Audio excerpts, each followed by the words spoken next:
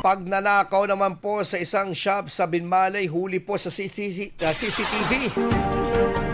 Kuwang-kuha po sa CCTV ang pagnanakaw po ng lalaking ito, no?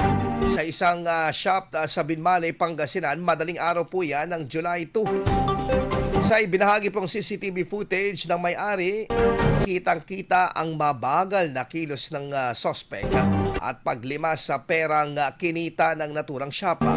Ayon sa Binmalay Police Station, humigit kumulang po ng 15,500 pesos ang hinihinalang kabuang ninakaw ng suspect.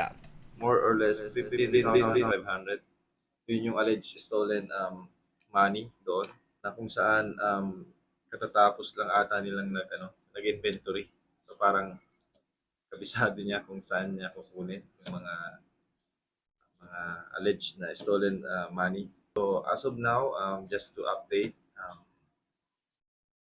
meron kaming person of interest, but still ang investigation is ongoing.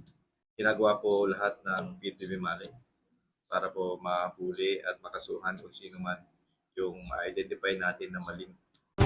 Nagpaalala naman ng hanay na agad dumulog sa kanilang tanggapan ng pulisya para sa agarang aksyon sa ganitong klase ng insidente. Request ko lang sa public natin, if same incident happen, wag naman po sana ang unahin ng social media. Just call us to our Tactical Operations Center, Binmalay PNP. Call me directly, or you can go to this station as soon as possible para naman magawa natin lahat ng processing ng investigation to identify possible culprits sa mga ganito. IFM News. IFM News. IFM News.